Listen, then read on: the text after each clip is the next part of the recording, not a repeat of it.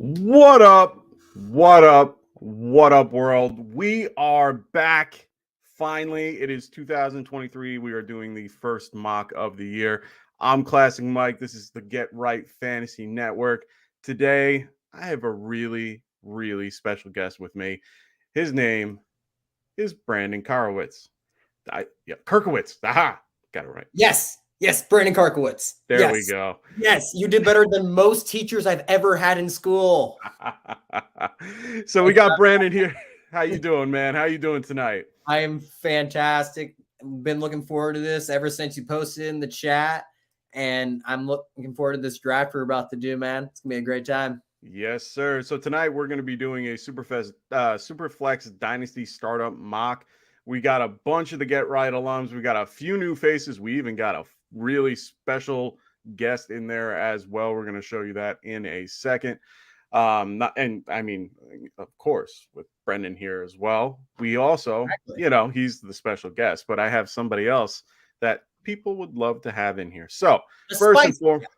Yeah, well, he's a little extra. That little extra that people, will enjoy seeing. So let's get these guys going. They've been waiting forever.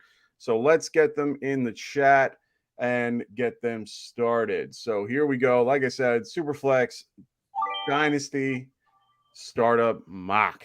Whew. All right, got all that out. Yeah. All right, let's say hi to some of the people that are in the chat. We got Dem Boys, who's in the draft as well. What up, guys? I'm really the only one here yet. Everyone's slacking. That's right. We got Ryan saying it's been a while. Brandon, who's also in the mock tonight. How you doing, brother? And then we got Albert. What's going on, Albert? Great to see you. Oh, now I might, you know what? I'm switching this up. I don't want to cover my face. There you go.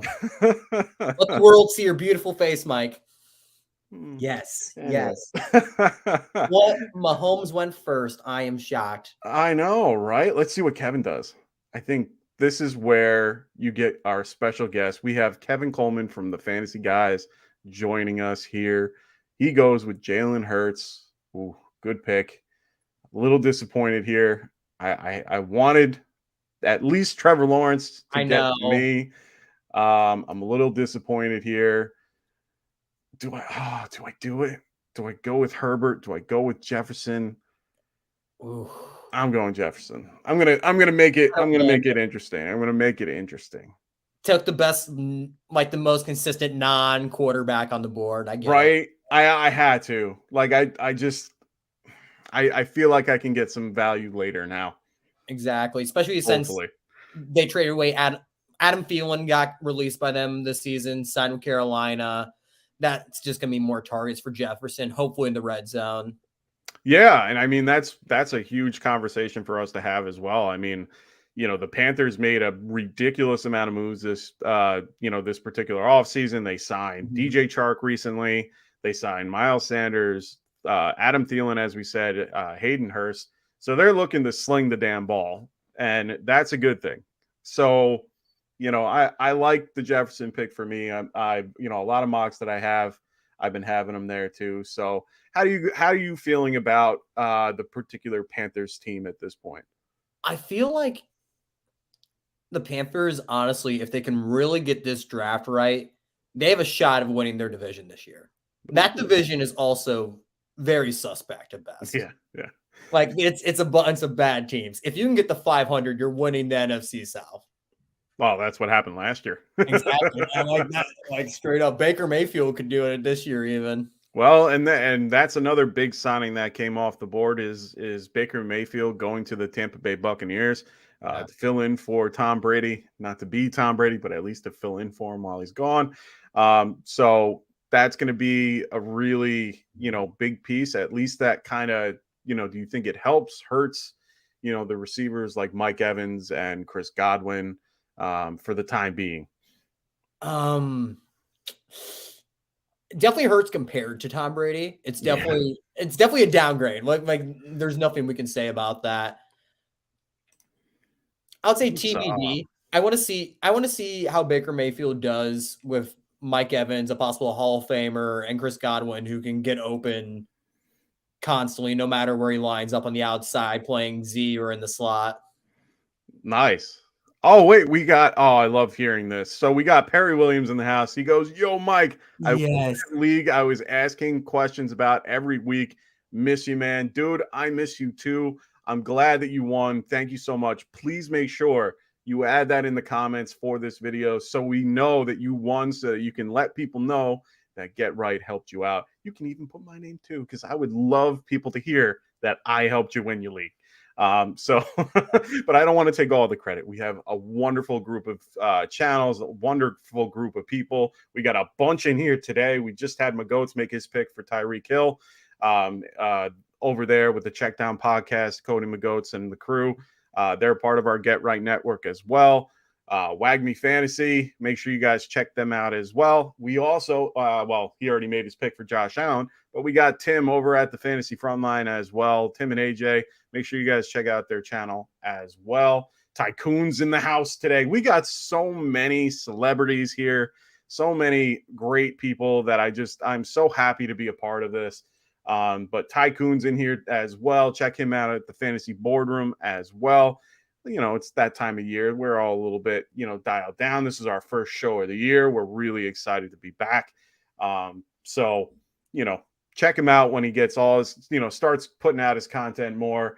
We have other guys in here too. We got Lord of Fanta, one of my favorite. Little story for Brandon here. Yeah. So he started in as Lord of Fantasy, I think it was.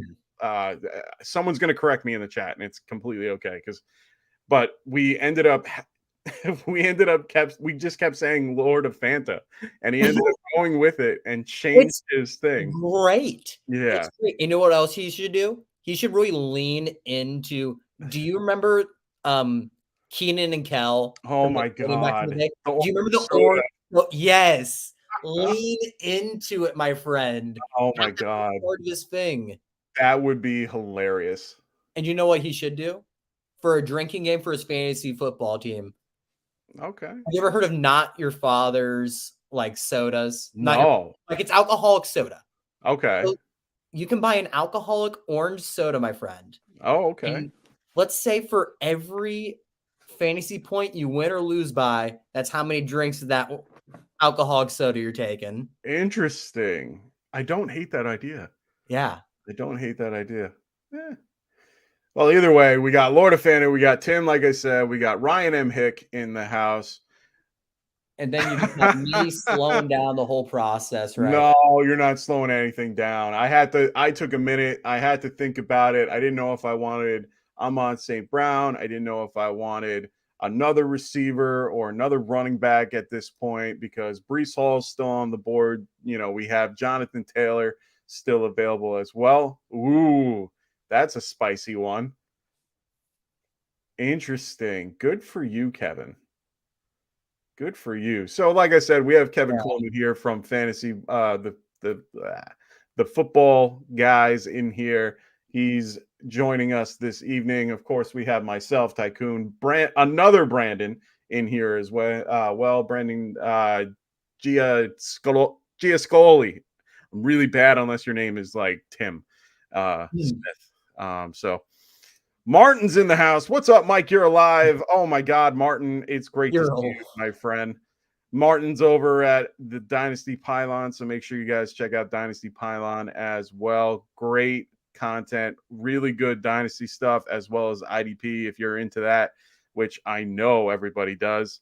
Brandon going, can't believe I got that Fields Lamar stack. Good for you, my friend. Where did you? Oh, yeah, I wouldn't take. I know. That's just me, though. I can't take those guys. I know you can't, and I know you have something against quarterbacks who run the ball. I do. Hey, the NFL is a 4 to 5 year league, my friend. You capitalize while you can on their rookie deal while they're running for their lives. Oh, of course. And it's one of those things where I've never been able to get behind it. I'd rather have consistent quarterbacks, even though I understand the rushing floor. I get all that. Believe me, they keep trying. Everybody in this group keeps trying to make me understand, but I can't do it. But what about maybe they haven't explained it this way. Maybe they have. Maybe I'm just being arrogant. You can try. I'm going to give you your shot. Okay. This is mostly just pertaining to Lamar Jackson opposed to Justin Fields. Okay. There's a kind of gravity he has. Okay. Where he's going to draw the attention of multiple defenders because they're going to game plan for him.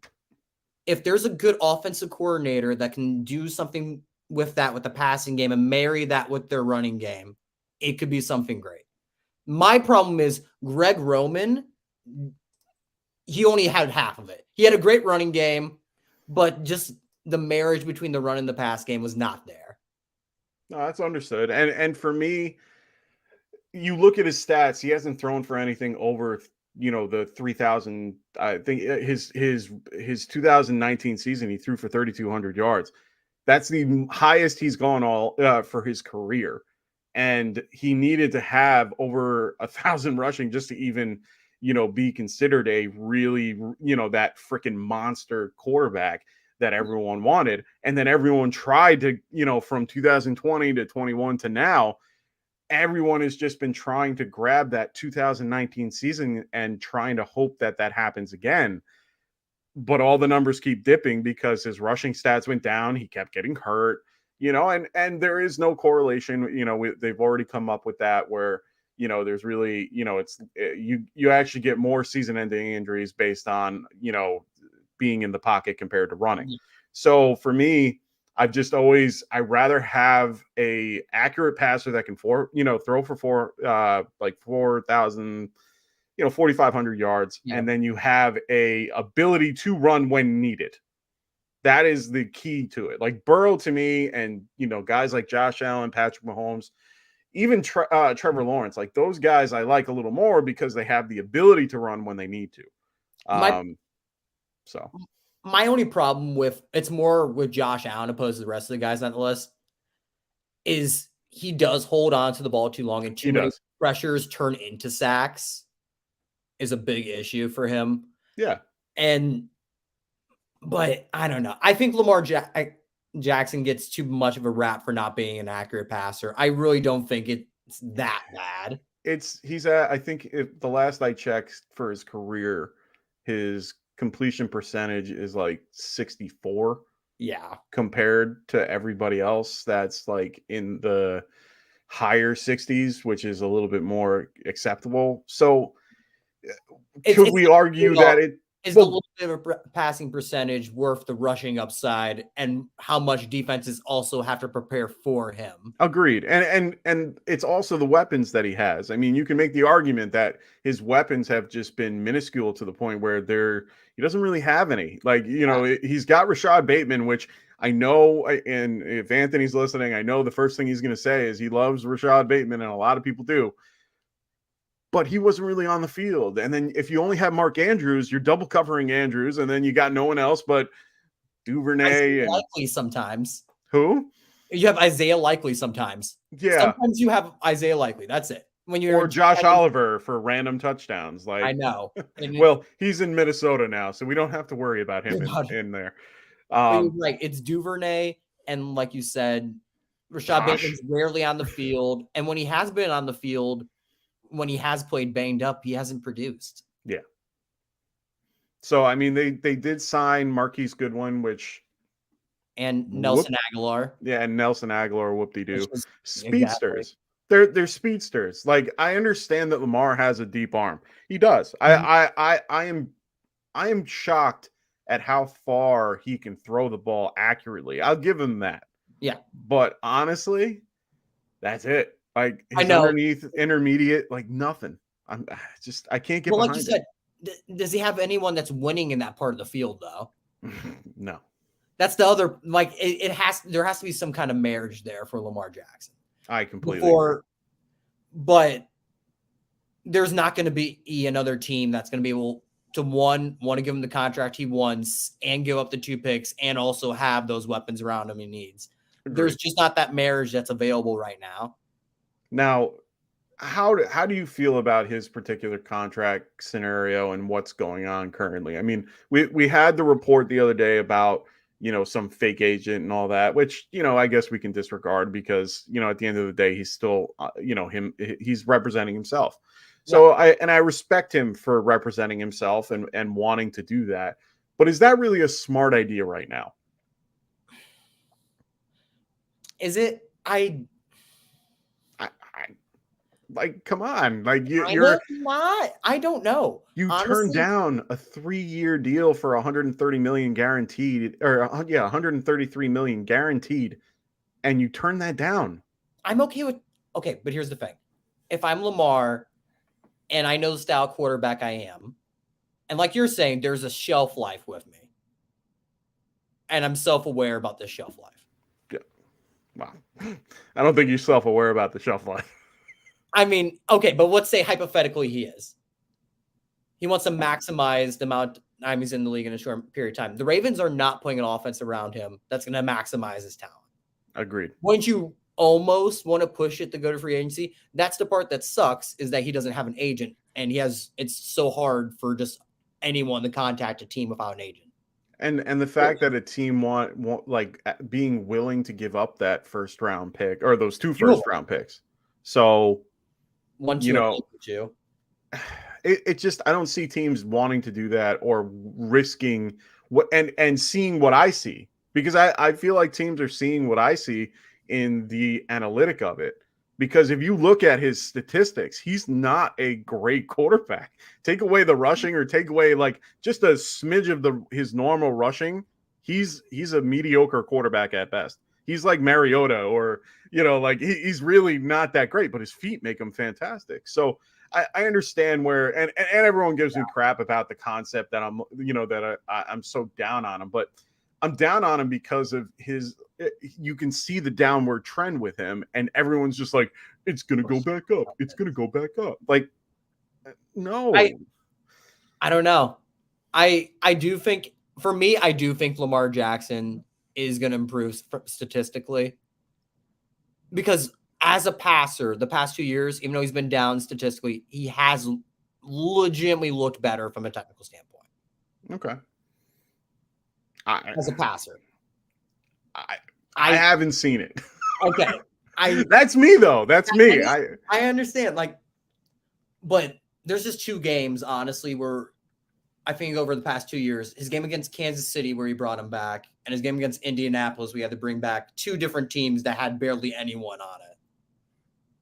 Yeah.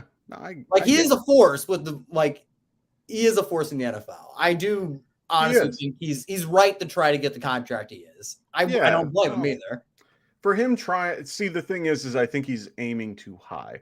I mean, I think he's, I think he is just aiming so high to get the $250 million that Deshaun got. And at the end of the day, I just don't see it happening. Okay, but can you understand him wanting to get the same contract Deshaun Watson got, though? Oh, no. Completely understand it, but it's realistically not going to happen. I know, because no one's as insane as Cleveland was at the time. And see that all the reports about the Falcons wanting to be involved. I'm surprised guys like Washington haven't reached out to him when you're running with a guy like Sam Howell, who isn't a horrible quarterback. He's a good quarterback, pretty accurate. Sam Howell's going to actually be pretty decent next year. I know. Especially with Eric Bieniemy, those wide receivers they have. I agree. I'm not shocked Kevin took Jackson Smith and Njigba. I am not shocked at all. Oh, come on. Why would I be shocked? Nothing. This is all he talks about. Literally, I know if Burrow was there instead of Jalen Hurts, he would have taken Burrow too, just for every Ohio State, everyone who's ever touched soil at Ohio State. Well, he's going to take him because every time we discuss him in the chat, it's always the thing from draft day. Yeah. No matter what. No matter what. Like, he's going to take JSN, and every time. And I don't blame him. I really don't blame him. I give him a lot of credit for it. He's got his flag in his guy, and I'm all for it. And if you guys ever want someone to really learn a lot of Devy stuff, other than, of course, Shane, who we all know here and has been on this show before as well, Kevin is one of the next best right there and works with Shane. They work together. They've done shows together. So, Kevin is up there, and he knows these guys real well, these rookies coming in. He did his whole rookie profiles and everything that's on fantasy, or on the Football Guys as well. He gave us a little quick look into that too. I mean, Kevin dives deep into that. So, make sure you guys check him out. He is definitely worth the follow here. So either way, next we're going to get off Lamar because I could talk months and months. I know. And I feel like we're both just going to be talking at each other about it because I don't think we're going to find an even ground here. Yeah. No, we're not going to. I mean, we could talk about my good old friend who got a really good contract as well. Good old Daniel Jones for the Giants. I mean, he ended up making his money. I'm proud. Like, I'm happy. Yeah. I'm like a proud father. Like, we've seen this guy. Vanilla Vic got paid, and he deservedly so. He played really mediocre this year and got that mediocre quarterback contract, and he deserved it. Oh, yeah. And I'm happy with Cleaning up the turnovers was big. Oh, yeah.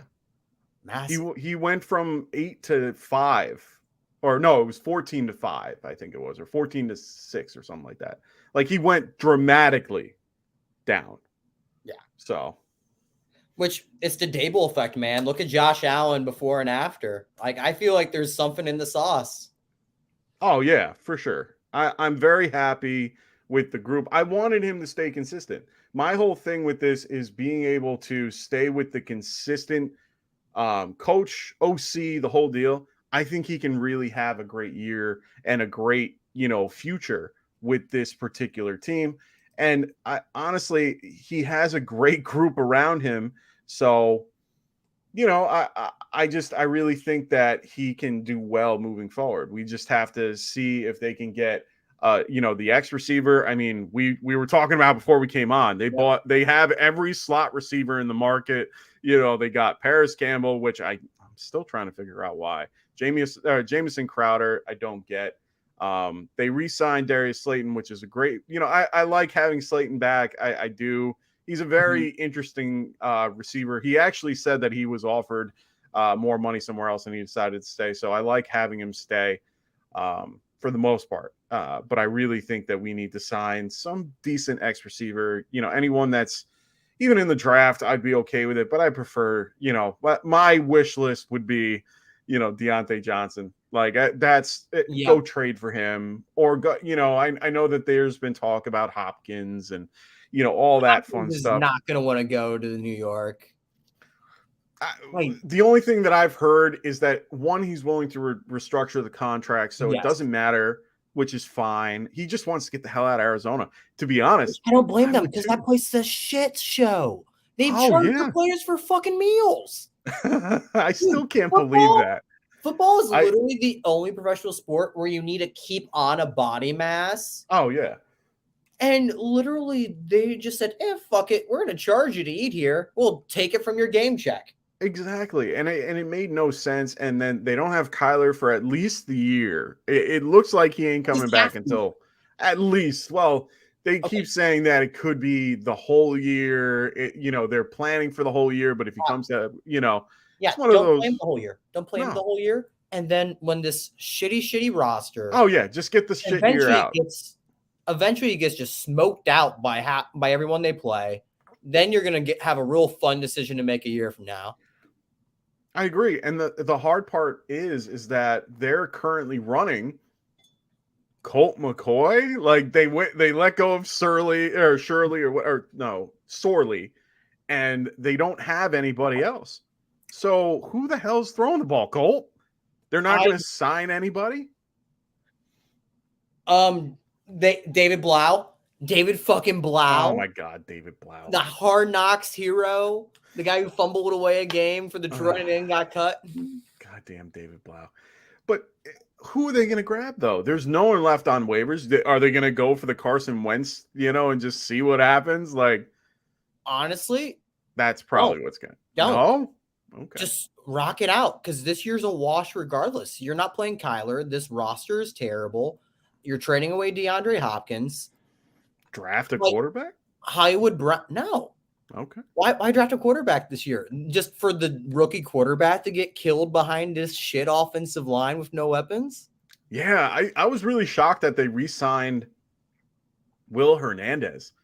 And then they let go of Rodney Hudson, which is a shock. Because Rodney Hudson his contract. I know it's a contract, but what are they going to sign anyway? True, but he's good. I know he's still a solid center, and it's so Yeah. hard to find good offensive linemen, period. I'm waiting for the Giants to sign, Ethan Pocket. I can't say his name. Pocket. And I don't know, POCIC. That I know how to spell the name. I can't say it. But at the same time, I want them to sign a guy like him or even Rodney Hudson. Like, I'm okay, but they need to get a guy that can solidify that center to help Daniel Jones in general, to help with, just help set up cover it, like pass protection, help figure out who the mic's going to be on every play. Exactly. And just stuff like that. Take some off Daniel Jones' plate, give him less he has to process. I agree. And just let him work after that. And I think that's what they did. I think that's probably a lot of what they did. It was they simplified things for Daniel Jones, because you saw a lot of times it would be on a lot of bootlegs. It would be one read, not there, go, try to hit the sideline. And I loved it. I mean, I thought they did a really good job last year trying to get him in a better place, and he wasn't sacked as much. He was actually up and about, and he still rushed for 700 yards, which isn't a crazy amount, but it's a perfect amount for him. We're staying consistent. Perfect amount for him. Exactly. Like, just consistent, anywhere between 500 and 700, and just keep him in a good throwing situation. I think he threw for 3,200 this year.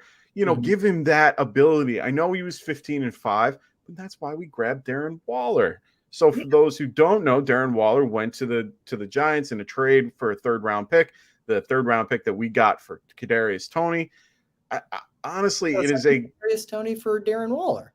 Exactly. Well, essentially, yeah. So I'm okay with it. Like, Kadarius Toney is just, unfortunately, just can't stay healthy. He gets hurt every other game. You're using it. He was just worthless. And it was one of the worst first-round picks I've ever seen from our team, other than Eli Apple. It's one of the. And both are so fucked because both players went on to play better on other teams. They did. Yeah, and Eli Apple, for his credit, I mean, as much as everyone gives him shit, and to be honest, he's not really that good. But he has been doing a lot better in Cincinnati, than he has anywhere else. But he's a solid starting NFL corner.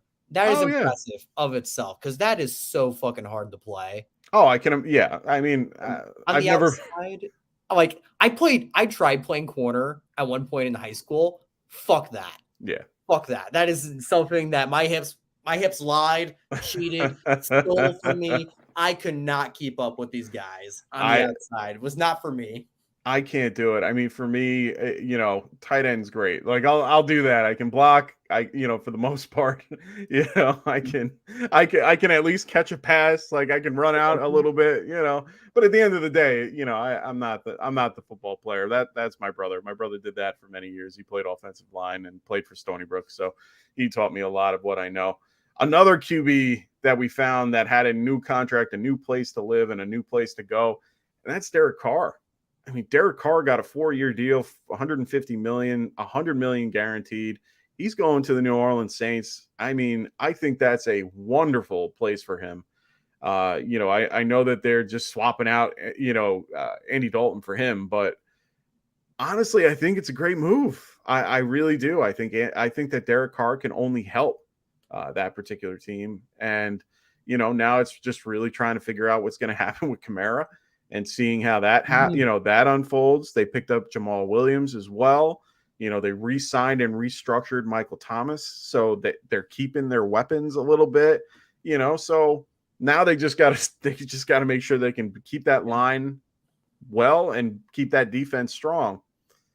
But I think, man, that NFC South is going to be so fun. Oh, it's going to be fun to watch. Oh yeah, because it's just like watching a car accident. If you've seen those compilation videos on YouTube of the CNC video from up in the stop lights of car crashes, or maybe I'm just morbid and I watch those. No, I can understand what you mean. That is exactly what the NFC South is to me. It's just one of those things that you can't look away. Entertaining. Oh, I agree. I think it's going to be interesting to see. I really do. Like that Hail Mary by Walker last year against the Falcons for the Panthers. Oh, yeah. With DJ Moore. Yeah. Okay. The fact that he hit that, but Jalen Hurts couldn't get the football anywhere near the goal line in the Super Bowl. I still don't get it. I honestly, that was one of my favorite plays to watch because it was, it was right before overtime. I think they got it right before or during. I forgot exactly the timing, but I just remember the catch and just going, "Holy shit!" I've never seen a play like that before. Like, and his catch, he was wrapped around some guy, like, and that's another conversation that we need to have because DJ Moore got traded to the from Carolina to the Bears for the first overall pick. I mean, good, bad, awesome. Like, how are we feeling? I think it's fucking dope for all parties involved. Interesting. Okay, why? I want to know why. Okay, dope for DJ Moore because let's be real, Justin Fields is probably still, even with his accuracy issues and with his processing issues, still going to be the best quarterback he's ever played with. Okay. Okay. The bar is not high. No, you're right. The bar is very low, very close to the ground. Okay. Especially for the deep ball accuracy. Dope for Justin Fields, obviously, because he gets a wide receiver one that can make yards after the catch happen. Great for Chicago because they get a wide receiver one. They gain draft picks for the future. Brian Poles achieves what he wanted to do. Okay. Carolina Panthers, dope for them because they can finally answer their issue of franchise quarterback if they get it right at one. Well, they got to get it right, and I know. Now I know I'm bringing it out because we have to. You have a certain it is spicy. I want you to give your take because I need you to do this because you have a spicy take for the number 1 overall pick, and everyone thinks it's either Young or Stroud. I think it's Richardson.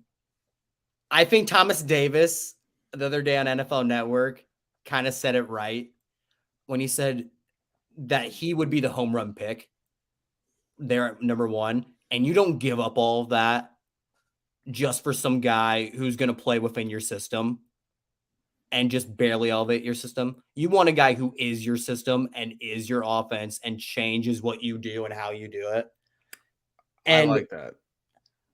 And honestly, Anthony Richardson is the most athletic quarterback from a RAS standpoint we have seen since Cam Newton.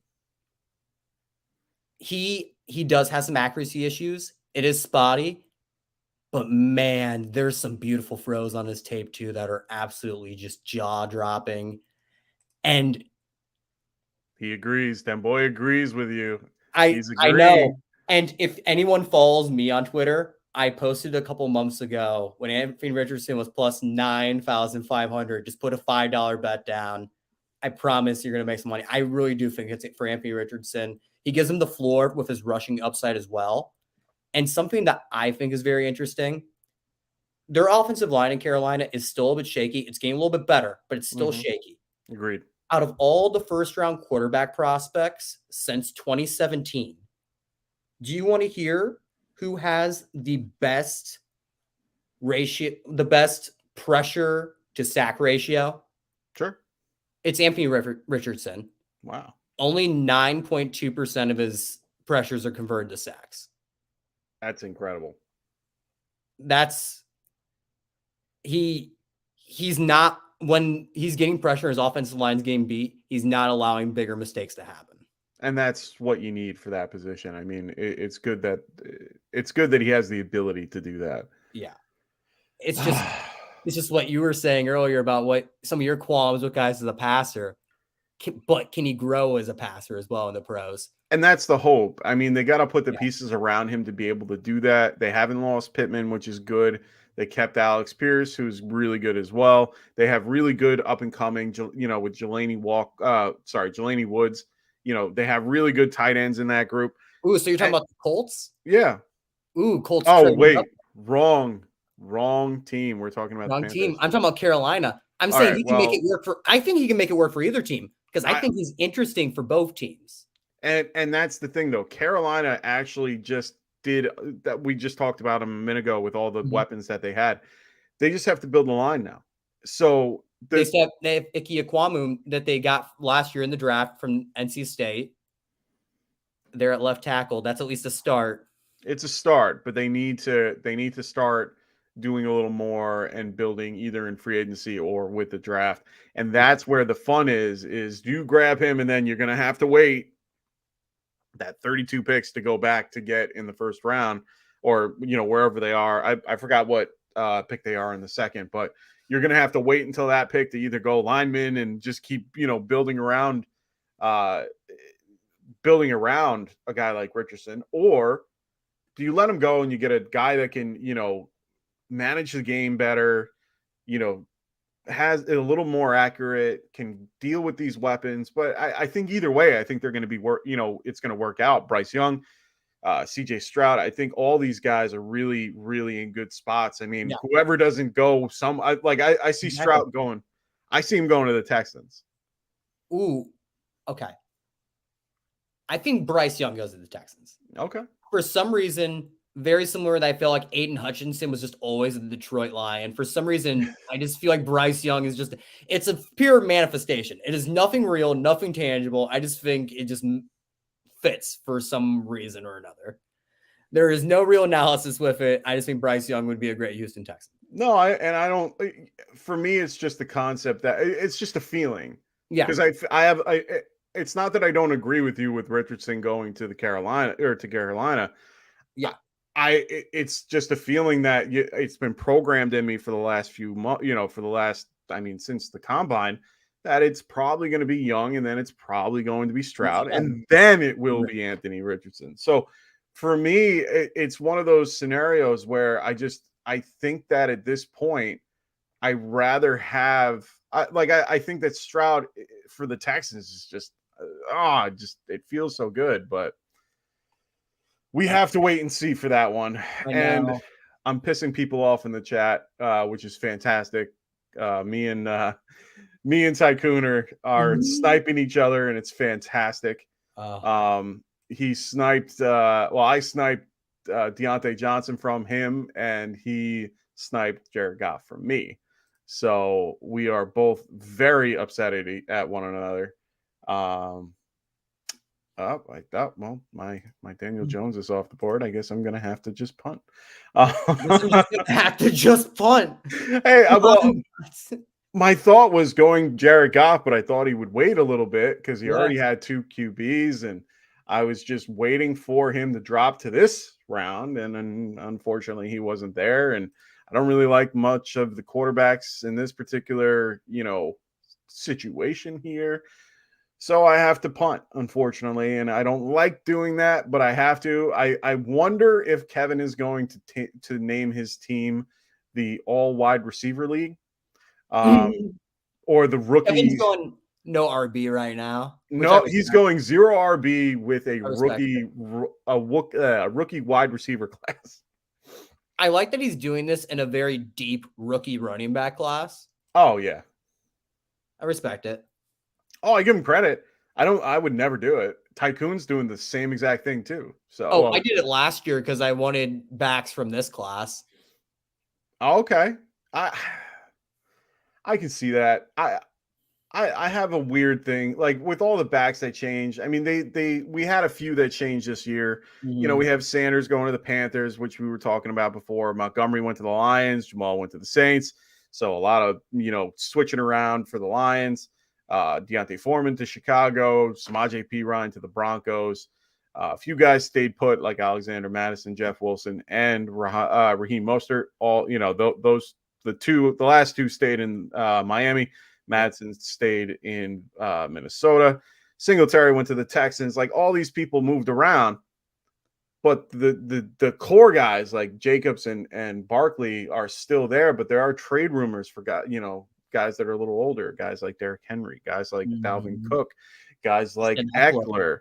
So we have all these guys currently that are just up in the air, and it's hard to choose where to go with these particular guys, especially in a dynasty startup draft like this. We have a couple of different builds going. So I wanted to take like 2 minutes to look at the teams and see what we got going here. And, we got teams like Dan Boys, who's currently listening now. He's got his running back core and, got some really solid receivers. And he's going with guys like Rodgers and Purdy for his quarterback, which is, I don't mind at all. I like the zero. I like zero QB a little bit more in Superflex than most. I don't mind paying for, some of these lower end guys. Like I wouldn't mind even with Tycoon's build, not even taking Herbert and going with guys like, Wilson and Goff at that point in the draft and waiting a little bit and filling my team out with a bunch of guys, a bunch of, receivers, running backs, things like that. I don't see many other, strange builds. Lord of Fanta's doing, what we've taught from the beginning, the Superflex type model, the two quarterbacks are, quarterback, running back, something in that realm. And he's sticking with that. He's got the young running backs in his group. So he's doing well. Tim doing well over there as always. So we got a really good group of guys in here. Like I said, we got my goats in here. We got our buddy Chris, who said hi before. I don't want to forget him. So hi, what's up, man? I love it. Love having you here. Chris is part of one of our group chats as well, which we really enjoy. And we are part of every day. I have to have a shout out to Kyle. Kyle Letterman, I butchered your name. I'm sorry. Say his name correctly for me, Brandon. Oh God. Now you're putting me on the spot. Hot take. Well, not hot take. Fun fact. I'm dyslexic. Kyle Liedman. Kyle Liedman. Kyle Liedman. Thank you, Kyle. I'm sorry I butchered your name. And if you're watching, I love you. It'd be so funny if Kyle's actually a part of is Kyle part of this draft? No, Kyle's not in here. He mentioned me before, or he was in the group before, saying that I was doing a good job with my my graphics and stuff that we have over at Get Right. I mean, it is pretty dope. Right? Isn't that fun? I talked about it before we even got on the show that I liked it. It's great. And we have our wonderful sponsors, which I will throw up right now because we haven't talked about them. But we got Trophy Smack as a sponsor as well. So make sure you guys use the Get Right. Use Get Right at checkout as your promo code, and they will help you out with whatever you got. Remember, it's that time of year again. I mean, we're at that point where you're getting ready for next year. You might have to get your trophy out to, your whoever won it last year. They have things right here. I mean, this is a beautiful trophy that they have made up for. You can get this chain. You can look like Kirk Cousins, on the plane. You can get their belt, their best selling thing right here. I mean, these are awesome. You can get a ring, customize it any way you want. I mean, it's fantastic. So make sure you guys check out trophysmack.com. They are one of the best in the business. I highly recommend them to everybody. Oh, look who it is. It's Anthony. Sorry I'm late, but I'm here. It's all right, brother. He's always here. The commission or the he has many names, but we go with the commish, the CEO, the one and only good old Anthony in the house, trying to hold it down in the chat. So we are currently in the middle of our Superflex Dynasty draft for a startup. Ooh, we got a lot of options for me here. Yeah. I'm going to grab my fun running back that I just can't live without. Oh, very happy with my James Cook pick. I was shouting his name from the rooftops and was incredibly happy that for a half a minute he was the running back one for the Buffalo Bills.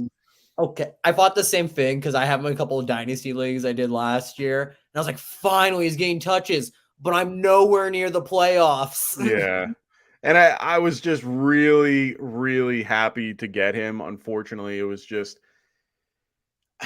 that when they picked up Damian Harris, I got all upset. I was like, no, because I do think that Harris has the ability to take over that Singletary role. So I still think that it's going to be a split backfield like we thought. But at the same time, I really do think that at the end of the day, I really do think that this team is going, they're still going to run it the way that they do. They have a solid line. I love Roger Saffold. So he's probably the best, if not, I consider him the best left guard in the game. And he, at this time, having him over, and that's saying a lot because I love Quentin Nelson. I love Quentin Nelson. I live in Indianapolis, sir. That is sacrilegious. Hey man, I'm gonna people love Big Q around here. I'm gonna say one thing. Here's my thing. And my hometown is South Bend, Indiana. I live in Indianapolis. You are hurting my soul, Mike. All right, I'm gonna say this. I absolutely love Quentin Nelson. I wanted the Giants in 2018 to take Quentin Nelson over Saquon Barkley because I wanted, huh? And you should have, honestly. Oh, we should have. Instead of taking Saquon and Will Hernandez, we could have gotten Quentin Nelson and Nick Chubb. Like, what's so wrong with that? So I'm a little disappointed that we didn't go that route. I absolutely love Quentin Nelson, and I think he is one of the top two because they are definitely in their own tier. And I love the other fact that he wears 56, which is my favorite all-time football player of all time, good old Lawrence Taylor. And I think he does it for that reason because he's from New Jersey. And I remember him saying something about the fact that if he can't wear it as a Giant, but he could wear it anywhere else. So it's like, it's pretty dope, honestly. It is pretty dope. And to be honest, I love Quentin Nelson a lot. Roger Saffold has had just a chokehold at left guard for a long time until he was drafted. Both are fantastic. If you're running behind Saffold, I mean, you have had a good career. And guess who used to? Derrick Henry. Well, Derrick Henry too. Yeah, I was about to say I mean, we can name a couple, honestly. If we both just came up with two different backs that have both put up multiple 1,000-yard seasons behind him, that says a lot. It says a lot. And to be honest, that's what makes him so good. Quentin Nelson's a solid left guard. He can do both, pass, protect, and run. Mm-hmm. But he's got a lot of help with Ryan Kelly in the middle. For him, for Saffold, he had Ben Jones, and he did well when they were together for a long time. And then he also had Taylor Lewan on his other side, but he can do it on his own. So I've just always been a fan of him in one way or another. I talk offensive line more than I talk fantasy football 90% of the time when I'm on the show because I promote those guys in the trenches. And they should be. Mike, something I really want to see. I love the defensive line personally. Oh, yeah. I love seeing them go to work. I want my Packers to go get Myles Murphy in the first round. Okay. If he's there at 15, or my dream scenario at the Rodgers trade with the Jets, just 12 for 12. Just 12 for 12, man. Like, just have it be that. I can just live with it. If we can have Myles Murphy and Jalen Hyatt in the first round, I'll sleep happy after the first night. I mean, that's ideal for you guys. I mean, you guys would be in a good situation if that happened. But you gotta, as long as you're comfortable with Jalen or with Jordan Love as your QB. I am. Because you know why? Jordan Love is the kind of quarterback that is either going to make enough risks to either win you enough football games to maybe make the playoffs or suck enough to get a quarterback that will. Okay. Fair enough. I'll give you that. Like, if you don't know they're an elite quarterback prospect, I'd rather go for a boom or bust guy like Jameis Winston. Okay. I mean, they need a good, or even like an average starting quarterback. They need a decent back. Like, they need someone to back him up. We really do. I mean, otherwise you're screwed. You don't have anybody unless you draft a quarterback that's actually halfway decent, which, to be fair, you're not doing. No, and because we have other holes in our roster, and we're not going to have shit for cap space. No, and you guys are going to have to. You're going to have to go for like wide receiver, and you guys got a lot of spots to fill. Unfortunately, you guys lost Robert Tonyan too. I'm a little disappointed. I know the Chicago Bears, which is a bigger kick to balls because my fiance's family is from around the Chicago area, and they're Bears fans, and I'm a Packers fan. It's great. Oh, Lord, that must be fun. That must be a fun Thanksgiving day. Oh, it's fun because we whoop their ass every You're year. on the clock, just by the way. Oh, thank you for telling me that because I wasn't paying attention. No, that's okay. That's what I promote no autos. We do not want auto drafts. I don't care if you have the worst picks in the world. I want you to at least pick your team and do it with everybody here. It's one of those things where you just can't. I just can't have a. No. It taints it. It is. You can't let the algorithm dictate what you're doing. Yeah, I don't even care if you don't care about what you're picking, just as long as you're picking. Like, I'd rather you make the decision than the computer. Yeah, straight up though. I kind of mean that in life in general too. I hate when people just go and just use the automatic like trade option when they're going through trades. Like, what does like Watson think you should do? Yeah, no, do it yourself. I mean, I rely on a few different tools. I follow a guy on Twitter that I absolutely love that I've promoted a bunch of times. His name is Alex. I always forget his whole handle off the top of my head. Where is he? He is Alex Koroff. Peaked in high school. For those who follow on Twitter, he has a wonderful, wonderful chart to show you guys, what the value of your particular rookie pick is compared to the player that you're looking to get. So it helps you with trying to manage, how you do things. I have a couple of guys that I've tried to reach out and try to, get. As you know, I'm a big fan of Nico Collins.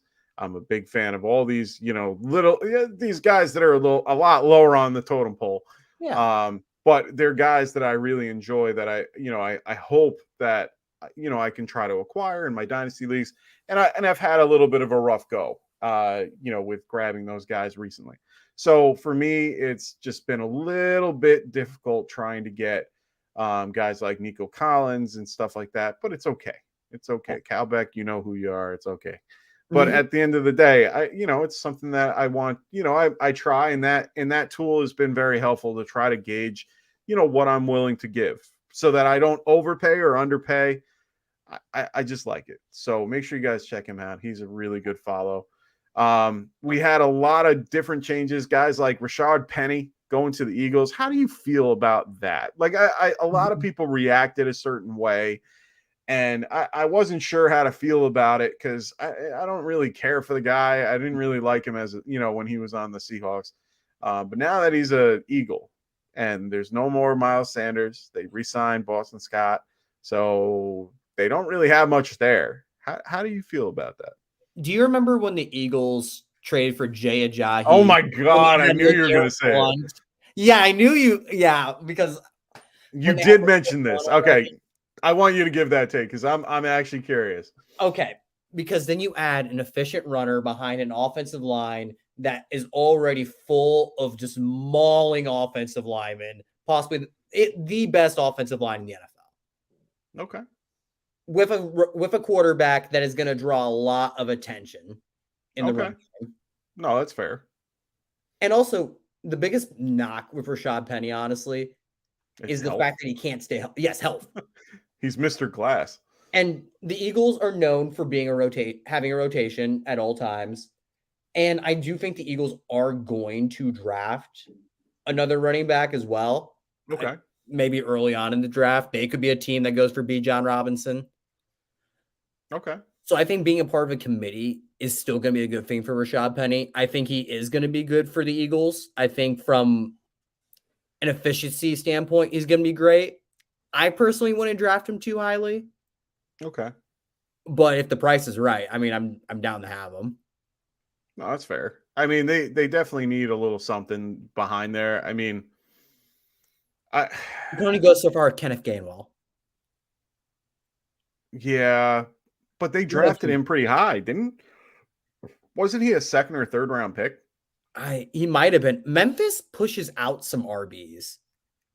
Yeah, they do. I mean, I like Kenneth Gainwell, but he's more of a. He's also a rotation guy too. Which is great for Rashad Penny, who's going to take most of the big goal line touches. He's going to probably take more touches in the game than Kenneth Gainwell. I He's agree. gonna be more of a change of pace back, but I really think he's gonna put in some work early on in the season. We'll see. I mean, I'm hoping he does well. I mean, I have him in my fantasy. I have him in my dynasty league.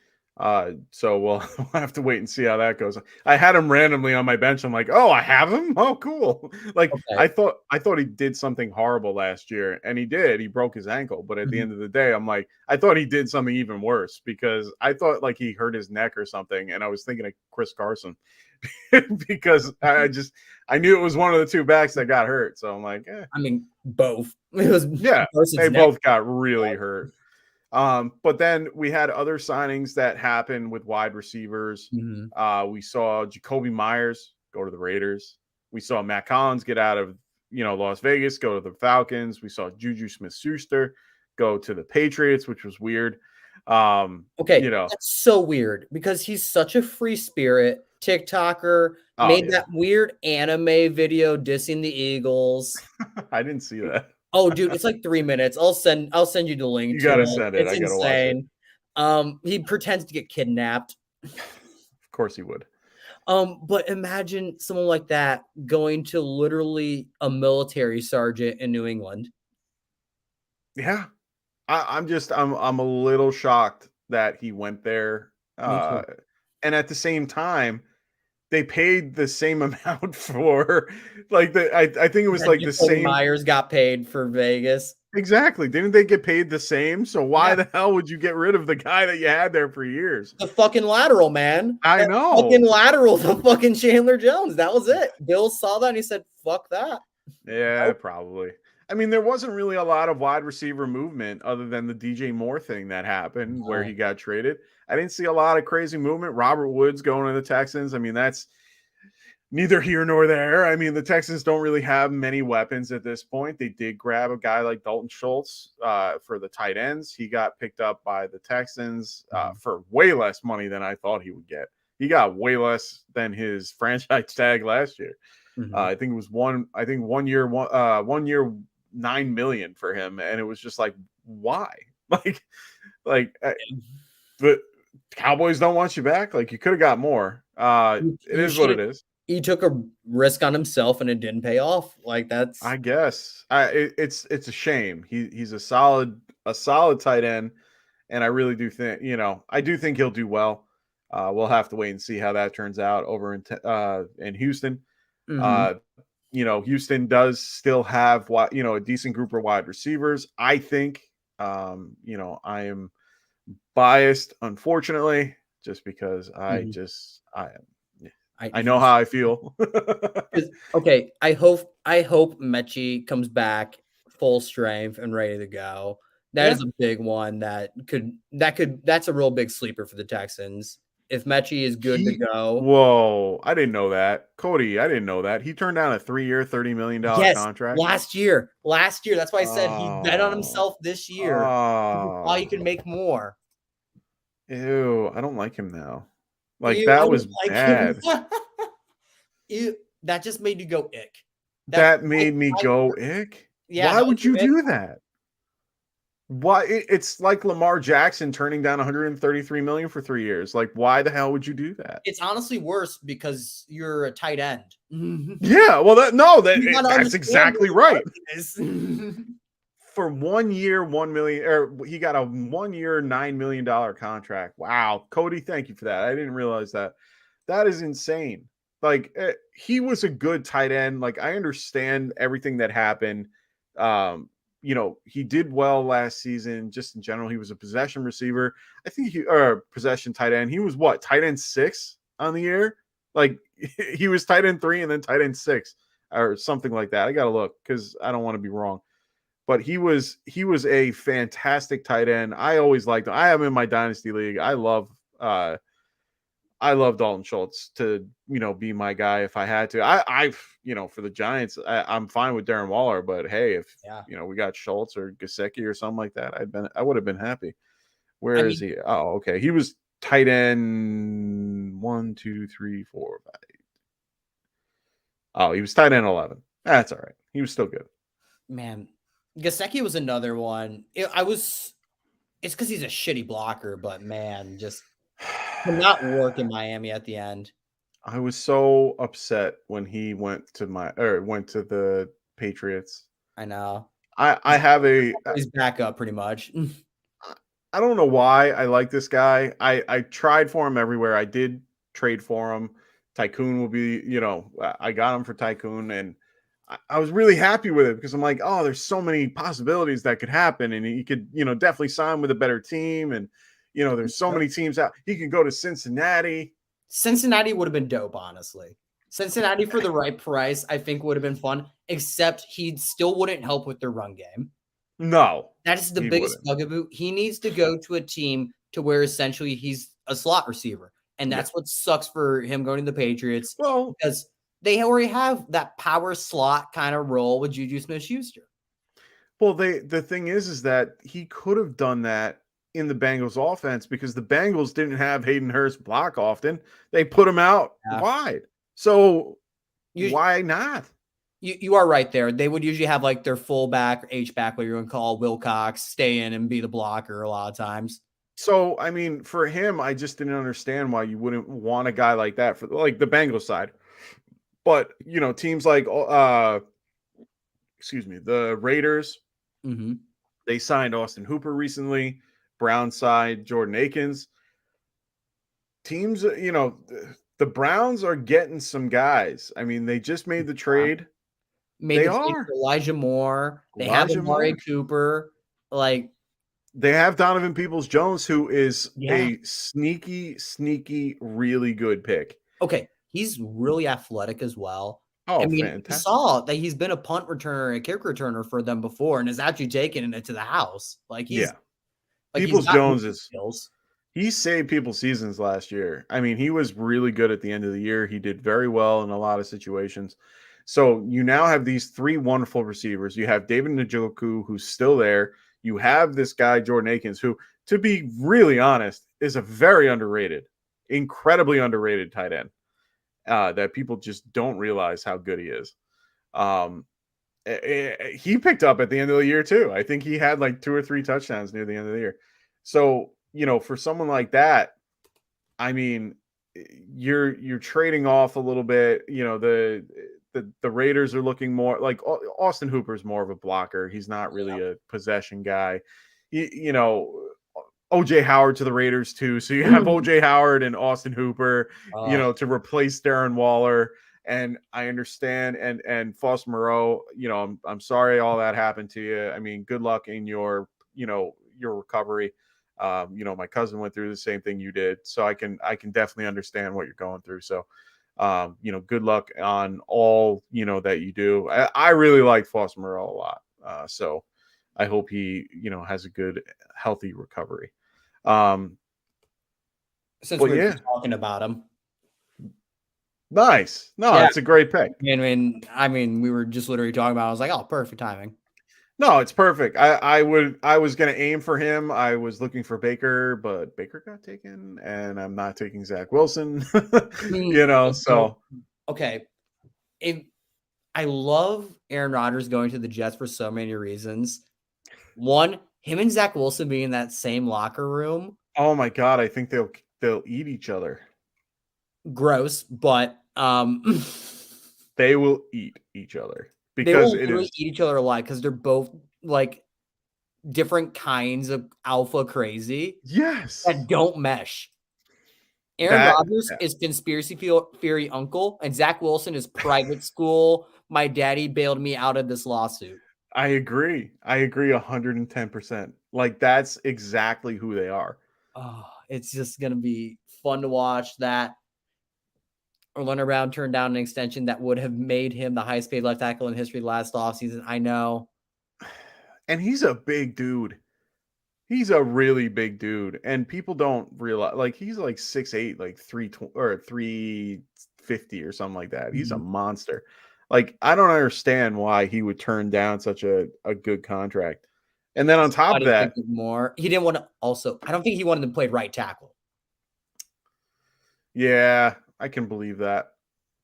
But you're getting old, man. Like, it's time. He's not even that old, though. I think he's only like, what, 26, 27? Maybe. But it's time. Call me old, Mike. That is how old I am. Call me old. I'm older than you, my friend. You are definitely not old in any shape, way, or form. Now I have to find out, how old is he? He's got to be. He's a junior. Yeah, he's the junior. Yeah. He's 26 years old. Holy shit. Yeah. Yeah, I he is young. was telling you, he's the same age I am. So he signed with the Bengals for a 4-year deal. Yep. 4-year deal, $64 million. Hey man, they needed a left tackle over there anyway, and Anything's an Jonah improvement. Williams left too, right? Jonah Williams requested a trade. He requested, so he's not leaving yet. He's out the door. I think whatever trade compensation you can get for him is great. I still think the Bengals go right tackle in the draft. They're gonna have to. I think Wright from Tennessee would be a dream scenario. Darnell Wright? Yeah, no. I'm thinking, why did Collins leave? No, he's still there. I'm thinking bump Lyle Collins over the guard. Left guard. Move him at right guard or left guard? Left guard. Have him and Orlando Brown on the left side. And then have Darnell Wright at right tackle. And then have Darnell Wright is low key would be the best pass blocker on the offensive line. He doesn't really need to be shaded over. Okay. As a rookie, he probably still wouldn't have to. Okay. And you would still have Lyle Collins go help Orlando Brown. Orlando Brown can pass set a little bit further out since he's a little bit limited as an athlete. Interesting. And then that would still be great in the run game on that left side. Okay. I can see that. I mean, Kappa still would be there. Yeah. Yeah. It would be mad science. They need a center though. Yeah. They need a strong center. Hey, Drunk Squidward, what's going on, brother? How you doing, man? Y'all are back. Yeah. We got Drunk Squidward in the house. Always love having Drunk Squidward here. Normally, Brandon, I didn't get to tell you this, but normally in season, what normally happens that on a Friday night is we're usually here, and we're not going to be here this won't happen tonight. But normally we've gone until like 4 a.m. over here, over in the East Coast. But yeah, no, that's not happening. But we have had that in the past. We do when we do our in season, when we get back to moving and shaking in the season, we go to Monday, Wednesdays, and Fridays, and then me on Sunday mornings. I do my show. So we'll get back to that at one point, but we usually go real late on Fridays. But during the off season, we like to do these every night. This is the home of the Friday Night Mock. We want to keep that moving. We want everybody to know. I'm going to let everybody know that we're going to be still doing this. Not next week. We're going to keep doing it in phases during the off season.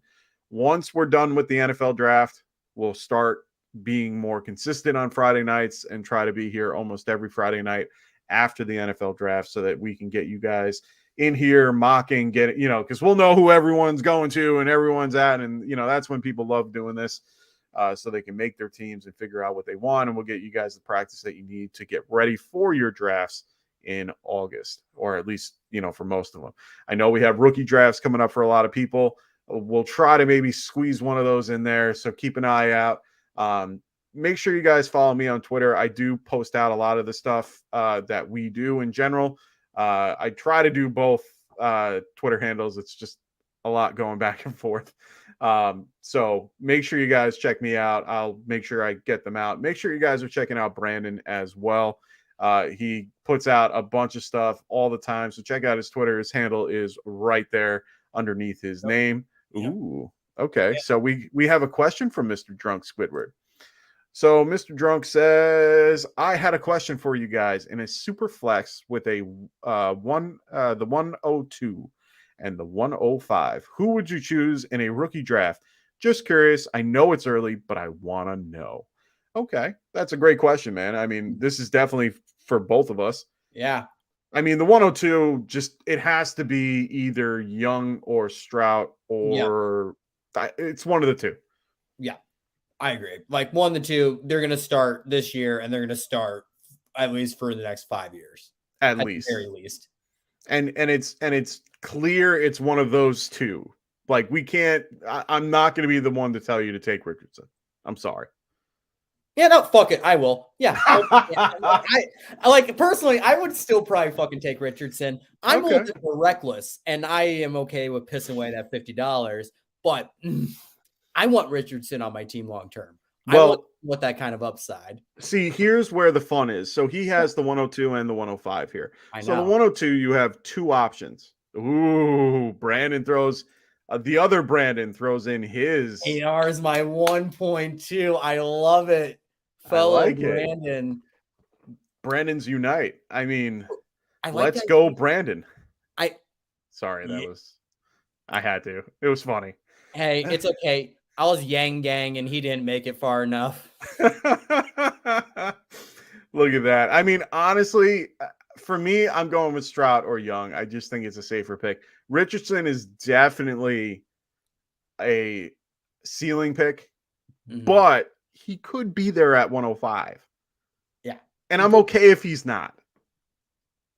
I'm not. Honestly, I want him. I want him that badly. That is how much I want the floor of this rushing upside that he's going to bring. Okay. No, I think he's going to honestly be electric as soon as he gets on the NFL field. And that's fair. I mean, it's just, I like I said, I have a different way of thinking about it. Like I said, I like consistency. Well, I like consistency. I don't like a guy that's too high or too low because to me, there's just no consistency in that. Now, there's ways to go. So that boy goes, I'll tell you to take Richardson. I might go 101 with him in Superflex. Interesting. I'm telling you, this little cult following in your group of Ramfina Richardson, we're going for. Would you go? Yes, in a heartbeat. Oh, in a heartbeat. If he dropped to 105, I'm taking him. There's like if he's there at 105, 100% all day. Yeah. Yes. No, Brandon. I saw that. I mean, Brandon had. Well, he went with Levi's, but he had Lord of Fanta had Anthony Richardson in the 4th round. I mean, he pretty much. I mean, that's a high pick for a startup. Like I thought he would drop a little bit down where Russell and Gino and all these guys were not. I was debating Lance or Richardson. Okay. I went with Lance just because the supporting cast is overwhelming. I can't say no. No, I get you're on the clock. You're 10. Thank you. No, you're good. Oh, good. You picked the guy with the ACL tear coming back. The other slot receiver for the Giants. I'm playing the math. No, it's smart. He's going to be there forever. And he's going to be there eventually. And also, one of them is, he is good. And one of them is going to have a healthy ACL. See, I don't think this is a case if he's going in the top 3.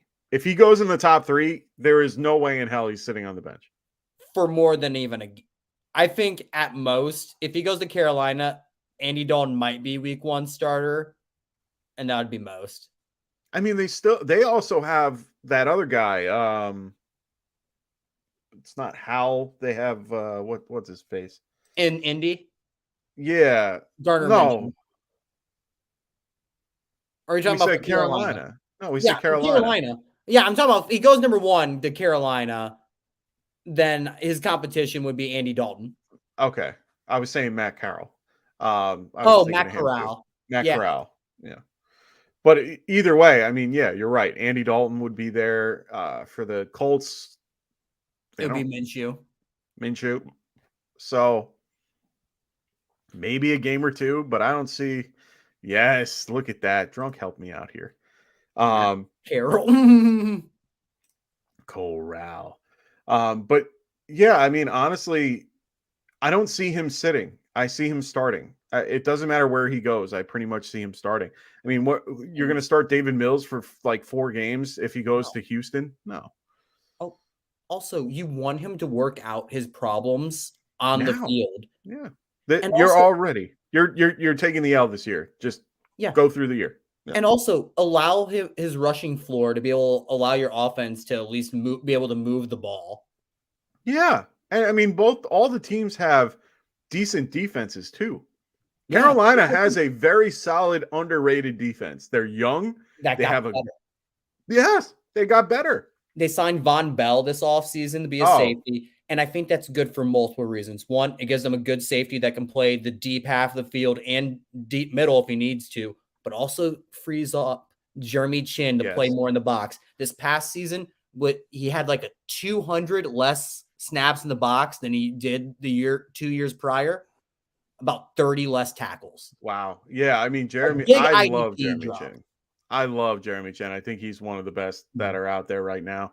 And they have great, edge rushers as well. They just have a good pass rush. They have everything that they need. Texans are in the same boat too. They have the same type of defense that's really good, really solid. And I can only see it getting better with D'Amico Ryans there, and the group that he brought in as well. They got Petrie, who's a freak of nature in the backfield. Great move having him back there at safety. Derek Stingley Jr. at corner. Oh, the scenario for them is for their Houston's second pick in the first round. If Gonzalez can fall there from Oregon, oh my God, have him and Derek Stingley Jr. both on the outside long term would be phenomenal. Oh, I can only imagine. That would be fantastic. So we got them boys going. If he goes to Houston, he's starting over Davis, no matter how bad he is. Oh, I agree. 100%. Yeah. 100%. Because at least a running back there is better than Davis Mills. So we were talking before you got in here. Bryce Young or Stroud, if you had pick one preference. Young. Yeah. Brandon went Young. I'm a little bit more towards Stroud, just because I like Young just doesn't show me anything that I'm really happy about. I think Stroud is a little bit more polished as a passer. But I know Young is very good. I can't get behind it. I just can't. That's okay. That's understandable. Because he has the same frame that Devonta Smith did, and I get it. I get it. Yeah. It's hard for me to grasp. So I can't get there yet. So Houston, Demboy goes. Houston is where I hope Anthony Richardson goes. Ryans has the stability with that contract to ride it out okay, cool. And he said Stroud for him too as well. So I mean, it's just really a preference. I mean, I don't think you can go wrong with either one of those picks, to be honest. I think both are going to do very well in this league. I think Young has a little bit more rushing upside than someone like CJ Stroud. So if you're thinking about it for fantasy in general, Young is the better fantasy option. I think Stroud is more of a real life better option. That's just me though. I will say I love Stroud's like play-to-play ball placement. Yeah. His play-to-play accuracy is second to none in this class. When it comes to like consistency, he is the top quarterback in that regard. I just think there's just some throws that Bryce Young can make that are just wow plays. And I think if Bryce Young was the same size as CJ Stroud, I don't think it would be as much of a conversation between the two. Yeah. I agree. And I think that's a huge part of it is his size. I mean, it's hard. I mean, we've only had a few that have done well, and one of them was Drew Brees, but we could have that argument another day if it was the system or the quarterback. But at the same time, he did it for a long time in a different system. So, Drew Brees is the exception to the rule. And Kyler, we don't fully know because he's only been playing a few years. And Kyler is also a different athlete from Bryce. Agreed. Kyler is a twitched up athlete who's actually built pretty well compared to Bryce Young. Yeah, I agree. And that's where the difference is for me. I mean, it's all well and good, for the most part, but I can't get behind it. He's got to have a solid line. He's got to have good weapons for him to even be worth it, in my opinion. I think Stroud is in a better scenario. They were talking about Stroud talking with Josh McCown at his pro day and stuff. They were all buddy. Like a house or something. Oh yeah. So I mean, it's one of those things where I'm like that. I don't know, man. And I really do like what Carolina did in a lot of ways. Carolina is set up their particular offense in a really good way in general. I mean, I think Josh McCown is a up and coming coach that people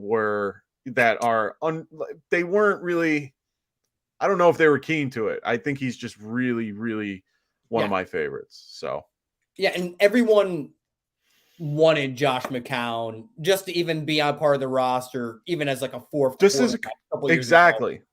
Like, exactly. remember the COVID year when everyone was fucking calling Josh McCown up to come over because they needed someone to get the players ready in a hurry? Oh, for sure. And that's who he is. They've said it 100 times. I mean, excuse me, he was a Jet for a long time. And I live out here in New York where sports radio talked about him all the time. And they were saying, that's who he is. Like, he's a better coach than he is a player.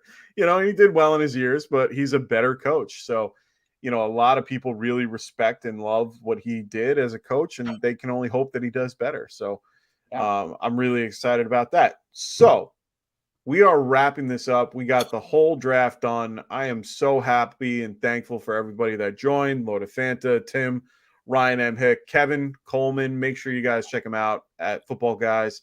One of the best in the business. One of the best with Debbie and, Dynasty. So check him out. Always putting out great content on Twitter. So make sure you guys check him out at TheBoys22. He's out on Twitter.